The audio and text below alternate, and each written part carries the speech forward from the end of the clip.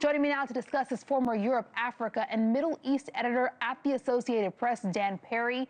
Dan, I want to play for you something that President Trump said this week about retaliation on ISIS. This was before the strikes happened. Take a listen. This had nothing to do with the Syrian government. This had to do with ISIS. What will the U.S. response be? As a response, they'll be hit hard. Do you think these strikes, 70 sounds like a lot, weakened ISIS in Syria, and could more strikes be coming from either side? Yeah, I think this is basically a question of, trimming the hedges, basically, and it's going to go on for a long, long time.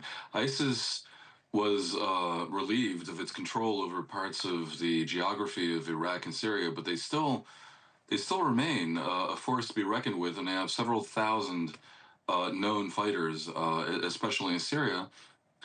There's simply no question that attacks on them will need to continue for some time until they're eradicated, if ever that can even be. And I think Trump was right in saying that this is not about the Syrian government, not against the Syrian government. The Syrian government basically has former jihadist elements in it, yes, but there is a global sense that they have earned the right to redemption and to be seen and welcomed as a positive player in the world.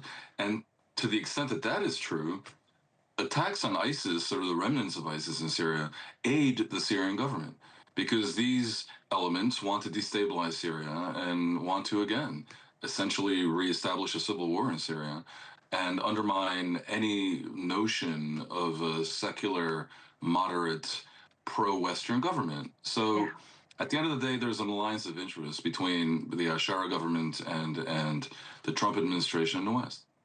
I know for a lot of people, their thoughts go to our U.S. forces in Syria and the greater Middle East. What is the level of threat in the environment they're facing right now following these strikes? We know they were on high alert, but is there a heightened threat environment for them now?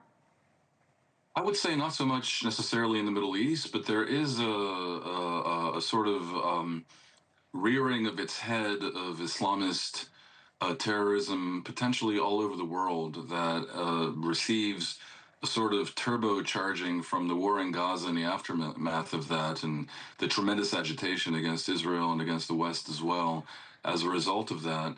And so we saw, for example, the French canceling their New Year's Eve parade on Champs-Élysées. We see reports of various festivities in Germany canceled. We've seen, of course, the attack on Jews in Bondi Beach in Australia.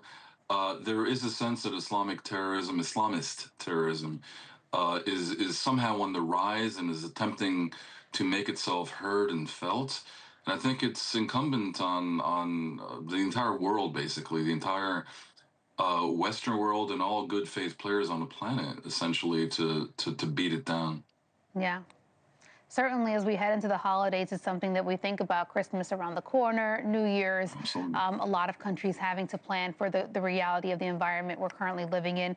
Dan, we're going to have to leave it there. Former Europe, Africa, and Middle East editor at the Associated Press, dperry. Thank you for joining us. Thank you.